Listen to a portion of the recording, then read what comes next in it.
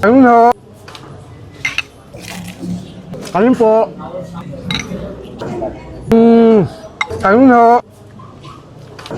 Crispy ulo na naka-only rice, crispy pata na naka-only rice, pares na naka-only rice, kare-kare na naka-only rice. Dito lang yan sa Mr. Pares, Baguio. Open to ng 24 hours at malawak na rin ang kanilang parking space. Kaya kung aakit kayo ng Baguio, ay huwag niyong palalagpasin ang Mr. Pares. O paano? Hataw na tayo! So what's up mga tawista, ngayon nga ay nandito tayo sa Mr. Pares Baguio. Tamang-tama nga to dahil nalalapit na ang Panagbanga Festival dito sa Baguio. So huwag nating patagalin, hatawin na natin to bago patawin ng iba. Let's go. Una, tikman natin itong kanilang, ayun oh, crispy ulo.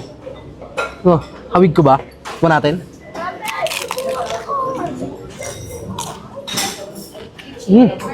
Sarap.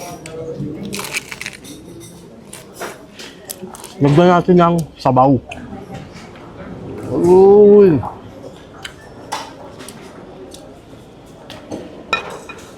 Ay, nuusok pa. Mana?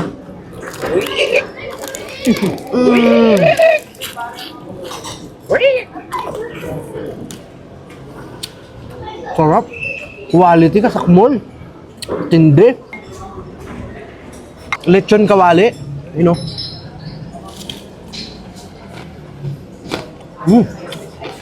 Sarap. Bagay pala yung ano, sabaw ng Mr. Pares doon.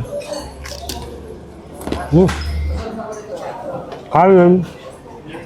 So paano mga tawista, hindi ko na patatagalin to at o-order pa ako dahil naka-only rice tayo dito. Huwag na rin patagalin, dayuhin nyo na tong Mr. Pares Baguio. Hanggang sa susunod na food trip. Paalam.